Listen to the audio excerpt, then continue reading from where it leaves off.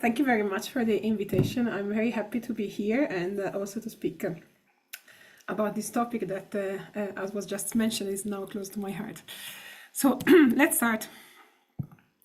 So in recent year, there have been several developments in general in quantum computing and in quantum technologies, and they usually go in larger dimension. Like, for example, the systems that are usually used for this development are photons, atoms, molecules, and there was also a paper about entangled animals.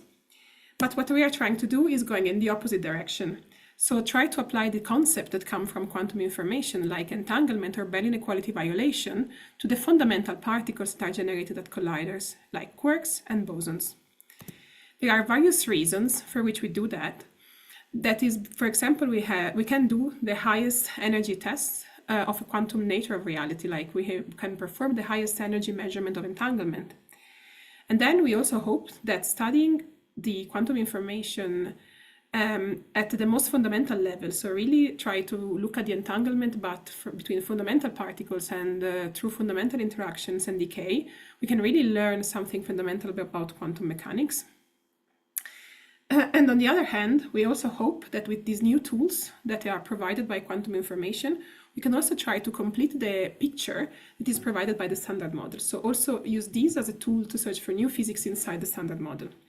I find this field extremely interesting because it's a very multidisciplinary sector, because it mixes quantum information and technology and computing now also with theoretical and experimental particle physics. Okay, and I'm not the only person that finds this very interesting. There have been a lot of interest in the last, I think, 4 years maybe. And like in the last year, there were more than 100 papers. They are most phenomenological studies or interpretation of existing data. And also for experimental papers that came out like directly on this topic from Atlas and CMS. Okay, so today I'm going to introduce some basic concept of quantum information, and then I want to talk about how to measure this stuff at colliders, and also talk about interesting final state in which it's possible to do that. But also try to make you understand what are the main challenges for this kind of measurements, and then I will discuss about two actual.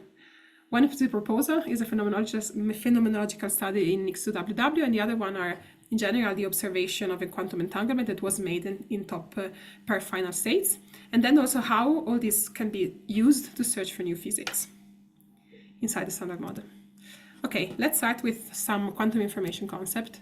So as all of you know, the brick of a classical computer is a bit. It is something that can only assume two values, for example, 0 and 1. Then if you go to quantum computers, the most fundamental part is called the qubit. Also a qubit, when it's measured, can only assume two values. The difference is that when it propagates, it is always in a superposition of these two possible states, and can be represented by wave function. And then when I measure it, and this is what the wave function, when I measure it, there is a probability to find it in state 0 that is equal to alpha squared. And when I perform the measurement, then the wave function collapses to this state. Okay, so this is very theoretical definition of a qubit. There are many ways of actually representing a qubit in reality, like quantum computers there are biotechnology that are used to represent a qubit, but also fundamental particles can be a representation of a qubit, because in the end, the fundamental particles propagates and follow quantum mechanics rules. And then if we take, for example, the fermion, there are only two possible projections for its spin, and so it's a representation of a qubit. Then if we have a boson, for example, that has an integer spin, it is a representation of a qubit. It is important to talk about spin because this is the property of the particle that is going to be entangled or that we are trying to measure through the quantum information lenses. But this is not the only option. In what I'm talking today it is, but there are in this field, especially recently, many attempts to extend this concept also to other properties of the particle, like for example to flavor, and this is a very nice talk about this. Okay, then going to the system of more qubits. So also in this case, it's possible to write the wave function describing the system of multiple qubits, for example. And here is generic state. Then for specific values of these alphas, it's possible to realize states that manifest a property that is unexplainable in any classical physics, and this is entanglement. Like this one is an example of a state that is maximally entangled, because here it is a state of 2 qubits, but if I measure one of the two, then the whole system collapses, and also the state of the other qubit is immediately determined. One important aspect is that a state is generally entangled under a specific partition, and the wave function cannot be splitted basically in these two substates. Okay, this was a case of a simple state, it was a pure state, but when we talk about what we have at the LHC, we never have pure state, we always have mixed state. And so it means that our state can be in various options that are represented by this psi function high. And I'm telling you that at LHC we only have mixed states for multiple reasons. The first one is that if we have a final state, there are possibly many diagrams that allow us to reach that final state, but not only. Even if we have just one simple diagram that realizes our state, there is a mixture of energies, because we are never able to fix the energy that we measure, for example, at LHC. It's always integrated on the production angle or on the energies. So if we have a mixed state, the way to represent the full state is through a spin density matrix that can be represented in this way. And then once we have reconstructed the spin density matrix, it is possible to assess all the properties of the state. Like, for example, if the state is entangled or separable according to a certain partition. And then to do that, we have ways of just assessing the presence of entanglement. Like, for example, there are specific criteria like the Poisson-Radecki that allow to just assess if a state is entangled or not. Or we have our specific way of measuring the entanglement, so assess how much the system is entangled. And this, for example, is the concurrence. It is a quantity that ranges between 0 and 1. 0 means not entangled at all, and 1 means maximally entangled. These are concepts that I introduced talking about qubit because it's easier, but it's exactly the same treatment if we have Q-treat. The only thing is that everything is more difficult, like the spin density matrix is much more complicated, and also simply assessing the presence of entanglement is quite complicated, and then having a measure of entanglement like the concurrence is extremely complicated. Okay, then beyond the concept of entanglement, I also want to introduce the concept of Bell inequality. Einstein, Podolsky, and Rosen in 1935 criticized quantum mechanics with quite a famous paper. But I don't want to enter into the details, but the main idea is that the criticism comes from from common sense. And so the main problem was that quantum mechanics lack realism and locality. It was very hard to reply to this criticism because it's really based on common sense and is more about our interpretation of reality than on something that can be numerically tested. But then in 1964, John Bell proposed an actual equation that can lead to understand if our reality is behaving according to quantum mechanics or to the common sense. So even if the Bell equality or inequality was introduced in 1964, it's still quite up to date, even because, like, for example, in the Nobel Prize in 2022 was assigned for a violation of Bell inequality measurements that is loophole-free. Okay, so the idea basically is that we have an equation that can be transformed in a real experiment and then used to compare quantum mechanics and hidden variables theory, where this the hidden variables theory basically is a theory that follow locality and realism, and that says that the reason why I cannot predict everything about reality is because there are hidden variables that I don't know about. But if I was able to measure this hidden variable, then everything would be determined. So let's talk about how the Bell inequality are defined. A state is composed by two particles, and then there are two experimentalists. Each of them receive one particle, and they can perform two different experiments on these two particles on each of the particles that they receive. So Alice can perform experiment Q and R, and Bob can perform the experiment S and T. Then each of these experiments must have as an outcome 1 or -1. And it is very important that Alice and Bob decide independently which experiment to perform. So there is no communication between them. And then I can write this equation. This is a combination of the expectation values of the experiment performed by Alice and Bob. So if I follow classical physics, basically, I can write this equation where this, the Bell inequality, is equal to sum over all the possible outcome, that is this lower letter, represent the outcome of the experiments. So I run on all of the possible outcome that are weighted by the probability for that specific outcome. And this is where the local hidden variable comes in. So they are encapsulated in this probability. But you can see that independently on the value of the probability, this equation is bounded to 2, cannot go beyond 2. But then if we use quantum mechanics, it is possible to also arrive to something above 2. So for example, if now the two particles that we pass to Alice and Bob, we take them entangled, and then as measurements, we perform spin projections. So we need to select specific pair of axes. So we cannot take random axes. So the axis for Alice needs to be different from the axis that Bob has, and they need to be tilted by a certain level of, like a certain amount of degrees. But then if we make this optimal choice, it is possible to arrive to a value for this Bell equality that is like larger than 2, and this indeed is 2 square root of 2. Then to get to this result, even if you just stare at the equation, it's very easy to understand why we can get to here. It is because the result of one of the Alice experiment depends on what Bob did. And if there is no communication, this of course cannot be explained in classical physics. Of course, there are loopholes, meaning that it's possible that even if nature follows classical physics, I get to this 2 square root of 2, and this is just beyond 2. And this is because there could be some communication, for example, between Alice and Bob, or I get there are a very large number of events that I could sample, but then in the end, I just look at the result of a dedicated number of events, and this could lead to the violation of the inequality, even if everything is classical. So these are called loopholes, and in every Bell test that has been performed, there was the attempt to reduce at minimum these loopholes. Also, the quantum mechanics foresee a maximum value for this Bell inequality, and this is exactly 2 square root of 2. Another last specification is that if I perform an experiment and nature behaves according to quantum mechanics, but I could still get a value that is below 2. This is just not conclusive. So the only conclusive result is if I get something that is above 2. Okay, so now how we do this at the colliders?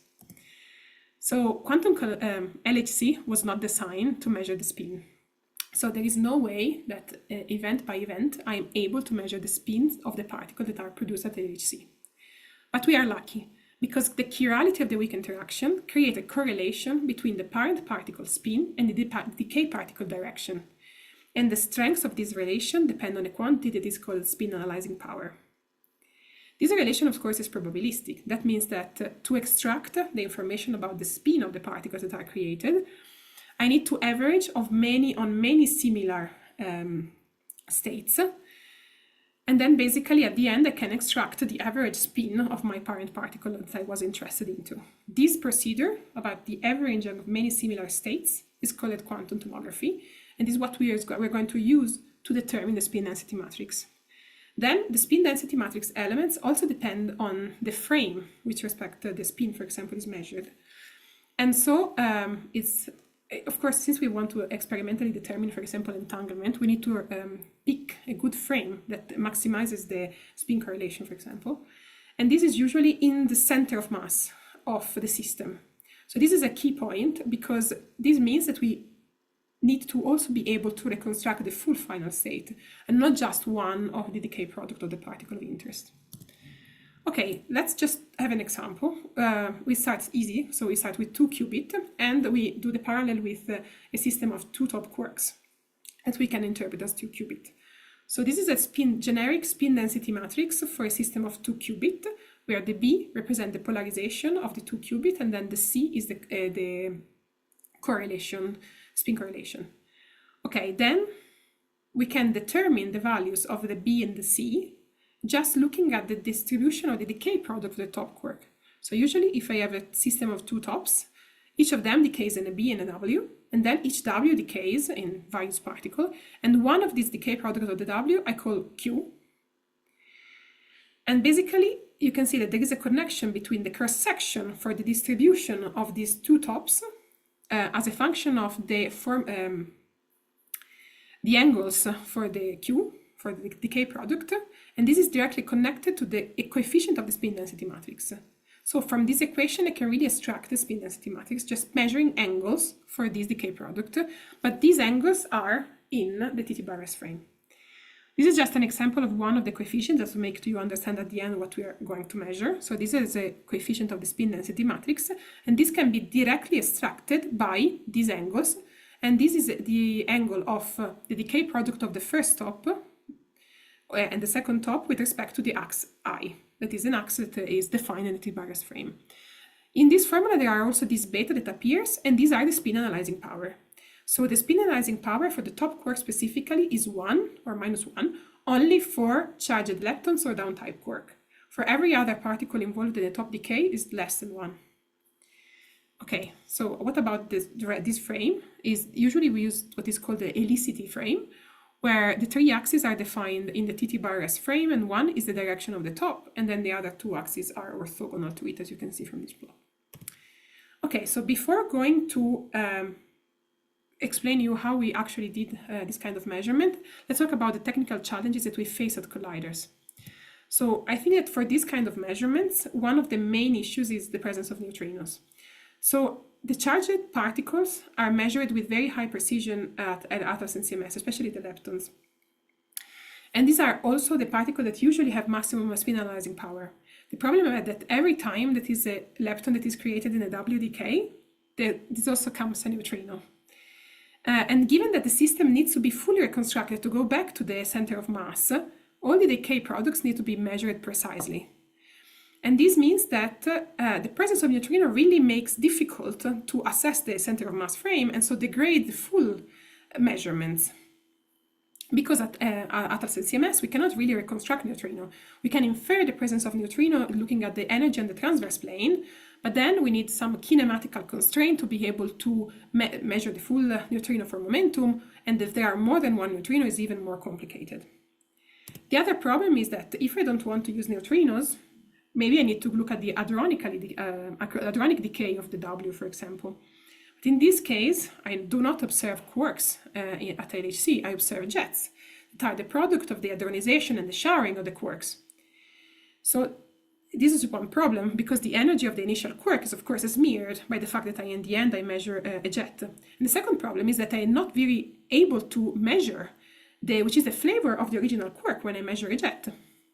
And so this is an issue because the spin analyzing power depends on the flavor of the particle. And so I really need to understand which was the flavor of the original particle if I want to use it for the purpose of measuring the spin. Okay, all these problems in the end reflect in a distortion of the measured quantities. In the end, I will not be able to exploit completely the correlation between the direction of the final state particle and the original particle spin. And so I will need dedicated strategies to correct for these problems, and this of course worsen the measurement itself. Okay, let's now start with the first real measurement. This is observation of entanglement. Okay, let's suppose that I didn't already tell you which is the final state, but we wanted to guess which would be the good final state to try to do this. Based on the limitation that I presented in the procedure, a state to be good for measuring entanglement needs to have various characteristics. First one should be maximally entangled, because of course if I want to measure it, the largest the entanglement, the easiest is to perform the measurement.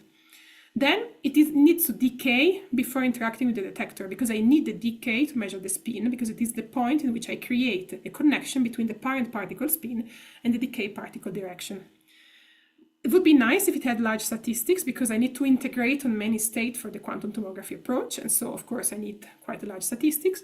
And it would be ideal if it was easy to separate from the background, because it is a quite complicated procedure. I need to measure properly the angle.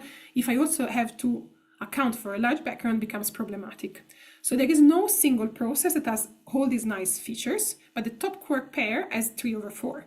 The only one that is not present in top quark pair production is the maximal entanglement. Okay, because in these plots you can see how the concurrence is in the case of TT bar production. So we have two different ways to create TT bar at LHC. One is through gluon-gluon fusion, and the other one is through quark-quark fusion. And in this tree plot, you can see the distribution basically of the concurrence as a function of the mass of the TT bar system on the y-axis, and on the x-axis, the production angle for the top entity bar as frame. And you can see that the maximum entanglement only happens in very specific region of the phase space, near threshold or near the very high energetic region, and depends on if it is gluon-gluon initial state or QQ initial state. The problem is that if now I go to look at the cross-section for the production of TT bar at LHC, you will see that the majority of the events are produced in a region where there is no entanglement, because entanglement means concurrence larger than 0. So it means that if I want to measure entanglement between top quark pairs, I need to go in a specific region of the phase space. And this could be the very high MTT bar region or the threshold region. Both the first measurements of entanglement focused on the threshold region. And there is a very clear reason for why it is this. So from the first Radicki criterion that I mentioned at the beginning as a way of assessing if a system is entangled, it is possible to derive sufficient condition for entanglement. So I apply this criterion on the spin density matrix, and from this I can extract various criteria. The criteria that is best really depends on the region of the phase space in which I am in. And at threshold, that is the starting point for this kind of measurement, this one is the criteria. You can see that it depends only on the 3 element of the spin correlation matrix. So it's just, in principle, it would be 6 angle to measure to get this quantity. But then there is a very nice relation that just connects D to a single angle. It is the angle between the 2 polarizers, so the 2 decay products that I pick one for each top, in the rest frame of the parent particle. So still I need to go through the rest frame, but at least it's one single angle. And this D quantity is related to the concurrence and is directly related to the entanglement. So if D is less than -1/3, then it means that the system is entangled. In this plot, you can see how D is expected to behave as a function of MTT bar, and you can see that it's smaller than -1/3. This is the limit for entanglement, only in a very tiny region of the phase space close to the threshold. So currently we have 3 observations of entanglement. We have 1 from atoms in the threshold region and 2 from CMS, 1 in the threshold and 1 in the high MTT bar region. I don't want to go in the many details of the measurements, also because here I'm not presenting on behalf of the experiment. But I want to give you some key details that make you understand what is important for the kind of measurement. So in the threshold region, both measurements decided to go for dilepton final state. So this means that we have 2 neutrinos in the final state. We also have several kinematic constraints, like the mass of the TT bar and the mass of the 2 Ws. So the system is possible to get the full momentum of the 2 neutrinos, but this really reduces the resolution of the MTT bar. Also because the target MTT bar region is very tiny, and this of course is an issue for the precision of the measurements. Then in the high MTT bar region, the CMS collaboration decided to go for the semi-leptonic final state. And I think the key point of the measurement is that they had a dedicated neural network for the reconstructions that also allow to target the identification of the down-type quark. It is the only quark that has 1 as spin analyzing power. So down-type quark means every quark that is negatively charged, so is the down, but also the S. And then they managed to reconstruct the whole spin density matrix and also extract the entanglement. One of the key aspects of all these 3 analyses is that at some point in their analysis strategy, they needed to be able to have simulations where there was a variation on the amount of the entanglement. So maybe the Atlas one is because they needed it to correct for the detector effect, while the CMS-based one is because they needed templates where they were able to vary the level of entanglement. The problem is that the entanglement is not a tunable parameter of the Monte Carlo, right? I cannot say I want the top to be 40% entangled. So, and this also likes to see how the 3 analyses differently solve this issue. So the only thing that was needed for the Atlas measurement was just the distribution of cos phi, that is the one that is related to D. And so in this case, there was just a reweighting that was applied to the distribution of cos phi, and then resulted in a different level of entanglement. Another solution was to basically take 2 samples, one that is a standard model, one that has a standard model correlation, but then the other sample we can produce is the one where there are no spin correlations, so no entanglement. But then mixing the 2 is possible to have also in-between situation for the entanglement. And then the last approach was to directly exploit this relation between the spin density matrix elements and the cross-section to derive template just by varying the element of the spin density matrix. And so building the template by reweighting the nominal, but the weights are extracted directly varying the element of the spin density matrix. So here we come to the results of these measurements. This is for the threshold region. On the left we have Atlas, on the right CMS. And you can see that both measurements are performed in a really tiny region of the phase space. And you can see that both are able to observe entanglement, because the entanglement is the red dot, the extracted value of D is the red dot, and is very far with respect to the entanglement limit that is represented here by this line, here by this red area. There are two things I want to notice in this plot that I will come back later. One is that there is a tension between the data point and the standard model prediction, and this is true for this region in Atlas and this first part here in CMS. And the second point is that there is a two entanglement limit for the Atlas measurement. The Atlas measurement is performed in what is called particle level. So it means that it's not directly on quark, but is on jets, even if they didn't interact with the detector. And so it means that there is also the effect of hadronization and showering included. And in this case, you can see that there is a very large difference between Pythia and Herwig in the entanglement threshold. This was investigated in the measurement, and it led to the conclusion that the showering algorithm has quite a bit effect on how we reconstruct basically this quantity that then are used to extract the entanglement. Indeed, in this plot here, you can see how Pythia and Herwig behaves on this cos phi quantity. But then I can also reproduce the same shape if I just simulate the event with Herwig, but I change the showering algorithm between dipole and angular.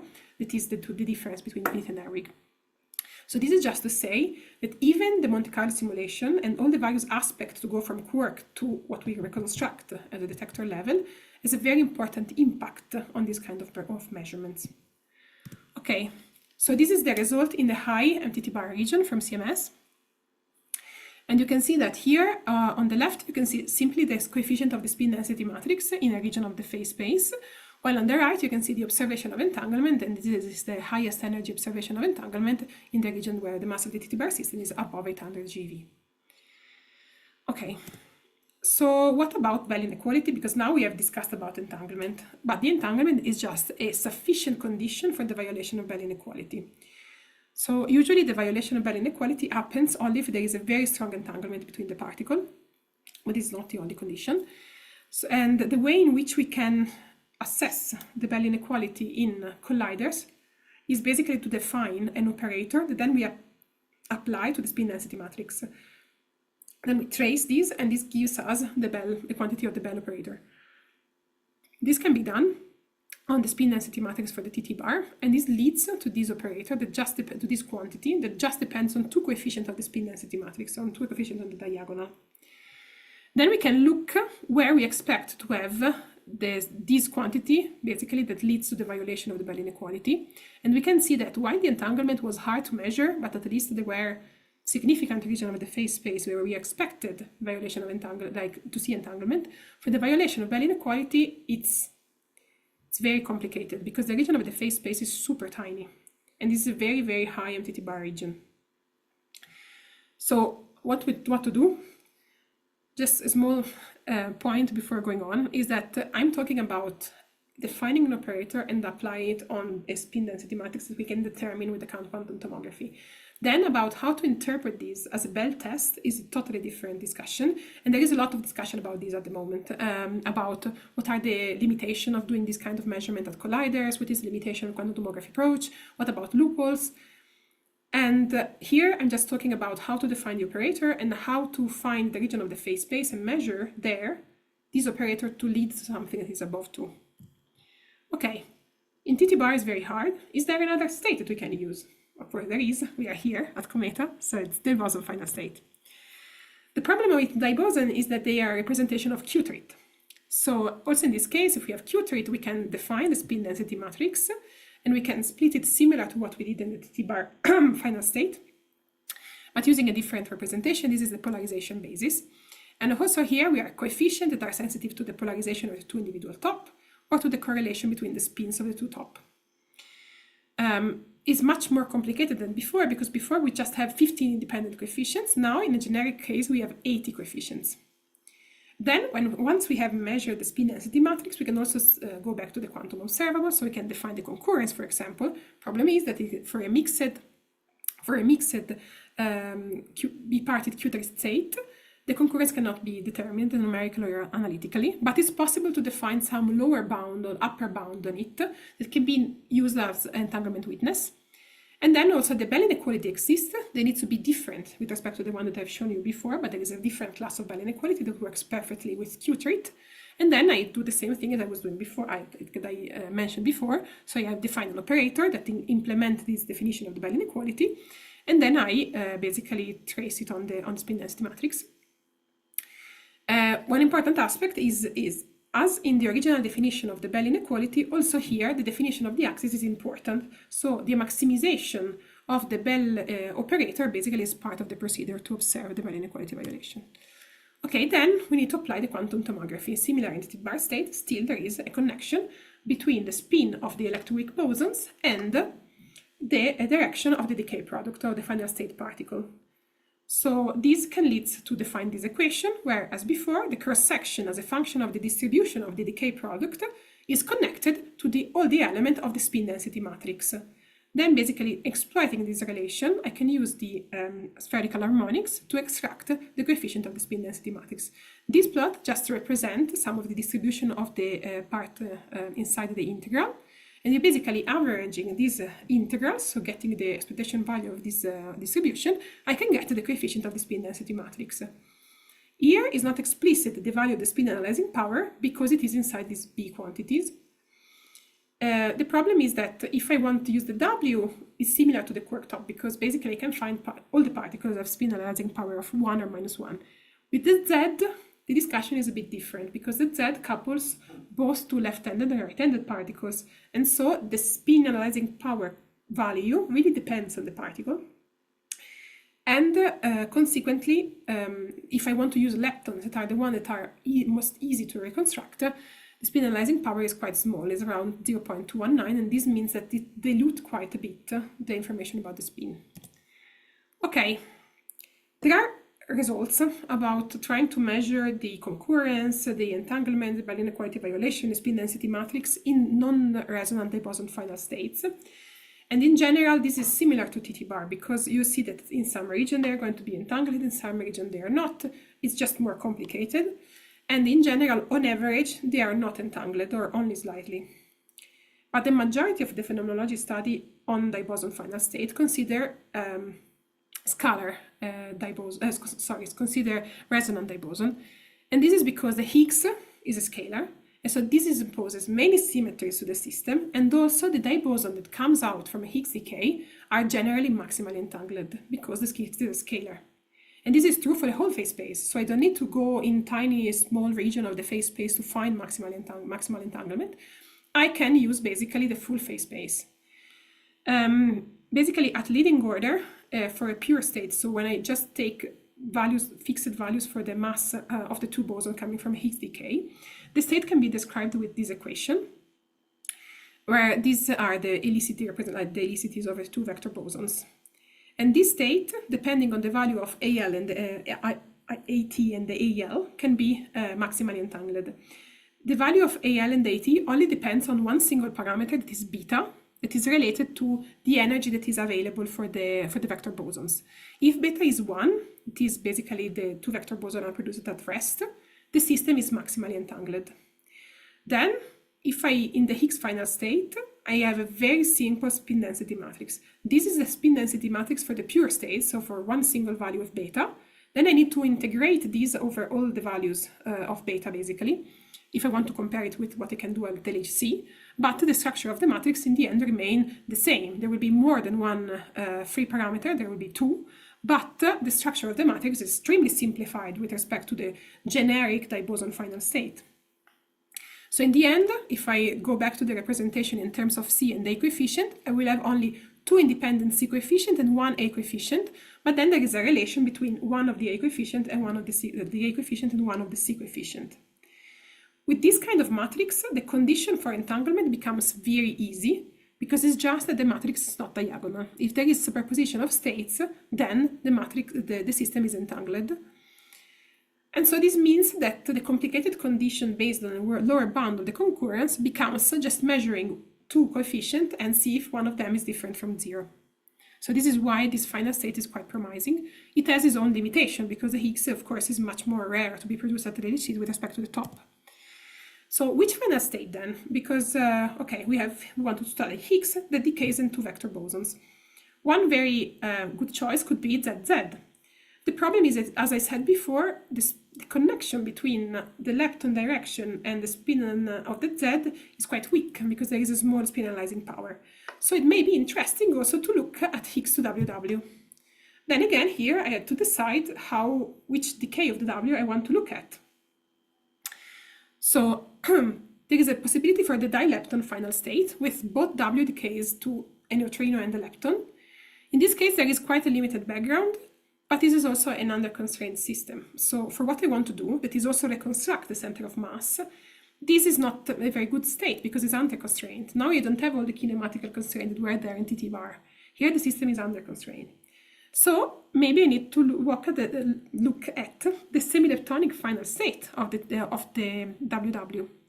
This means one W decaying leptonically and the other one decaying hadronically. Now I can fully reconstruct the final state. The system is not under-constrained anymore. The problem is I have a lot of background because there is a W plus jet that has a cross-section that is order of magnitude larger than the Higgs WW and can really mimic the same final state. And then I have the problem of identifying one of the two jets to identify its spinalizing power. It is true that for the W, every object has one spinalizing power that can be plus or minus 1. So I have to be consistent with my choice. And for the jets, understanding the flavor of the parent quark is very complicated. So the solution to both this problem, could be to look at only some type of decay product. And these are the ones where I can have a C-jet. Because for the C-jet, the efficiency is not very high, but I have a system at Atlas and CMS to identify a jet coming from a C-quark.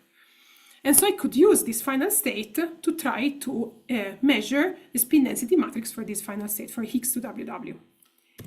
So we did a study about this, a phenomenological study, and the setup is that we simulated the signal, but also the main backgrounds, also because the background for this kind of analysis is an issue.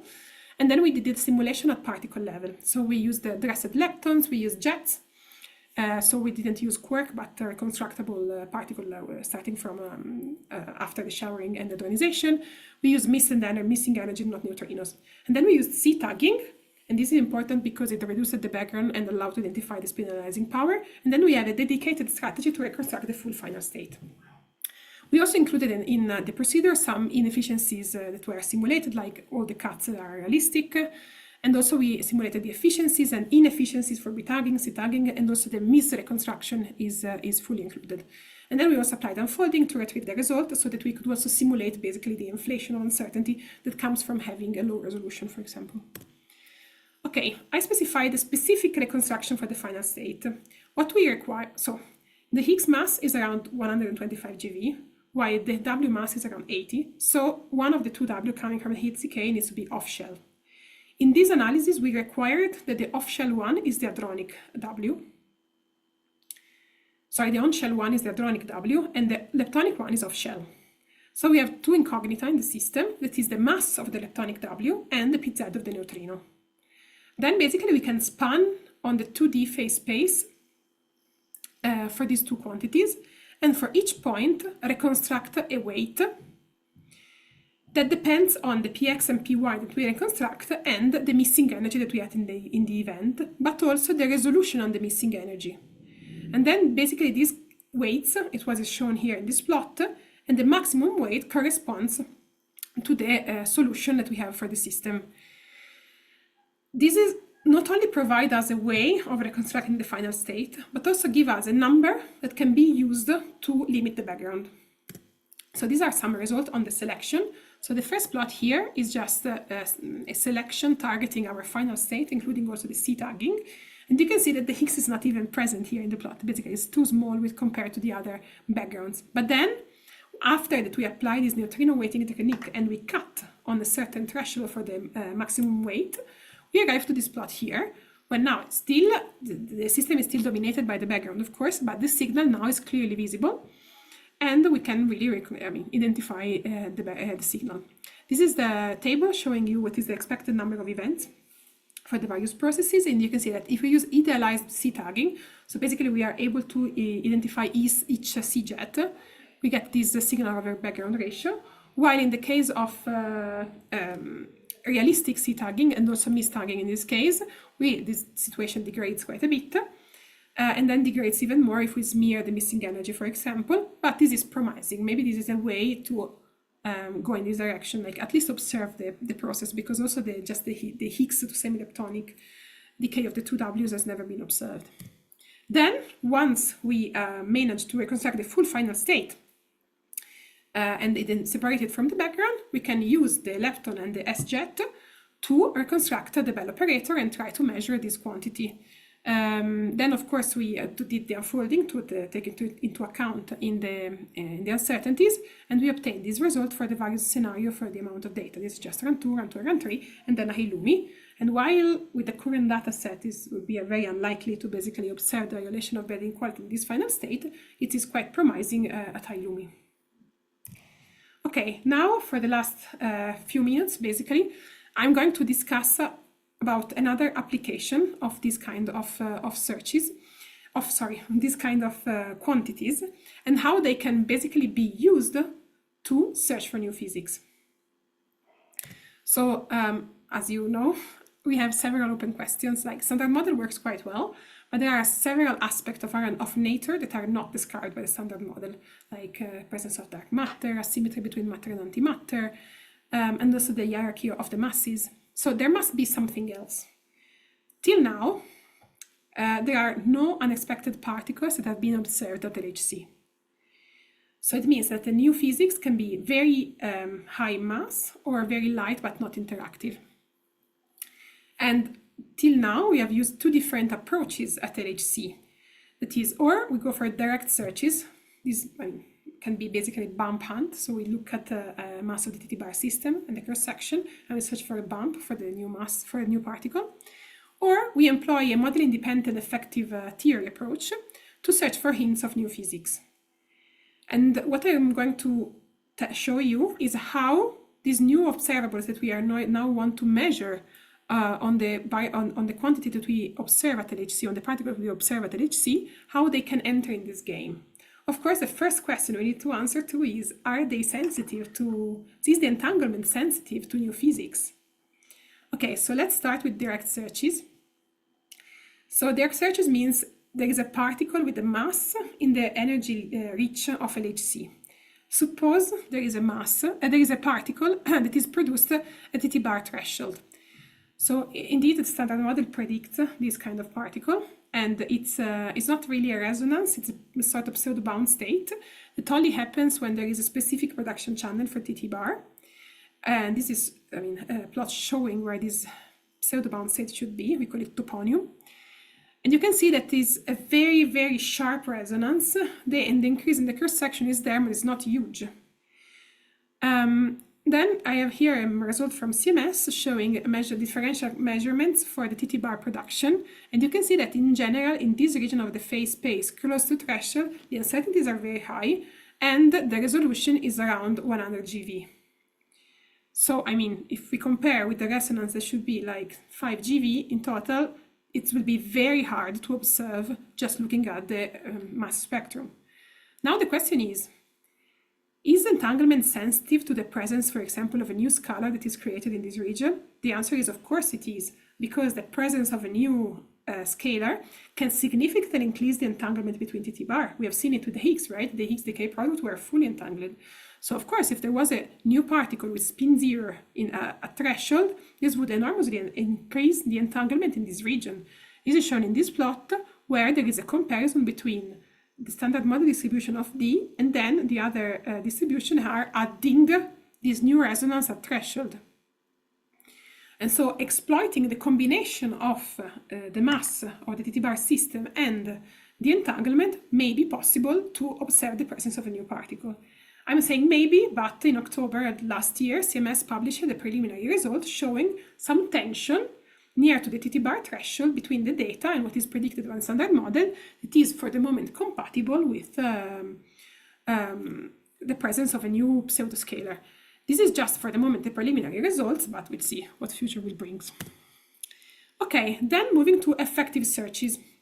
So this is a different way of searching for new physics. This assumes that new physics exists, but is a very high energy. So the only way in which we can see it at LHC is some slight modification of the other distribution, not necessarily the mass, but we can use these as hints of the presence of new physics. Basically, the way in which the presence of a new particle translates is in modification of the couplings, and the way in which we can represent this is modifying our Lagrangian, adding to the standard model Lagrangian multiple terms that represent operators that are going to change the couplings, and then we can do global fit, so taking into consideration many different distributions at the same time, and using these to put constraints on this value of this coupling, so the coefficient that weights this new operator. If we get from the fit that everything, all of these coefficients are compatible with 0, it means that there is nothing beyond the standard model. And this lambda here is the scale at which we expect to be new physics. So also in this case, the inclusion of this quantity coming from this new class of observables, so the spin density matrix coefficient or the entanglement lower bound on the concurrence, can bring like some new information. These two plots are, the one on the left is some EFT interpretation done in X to ZZ.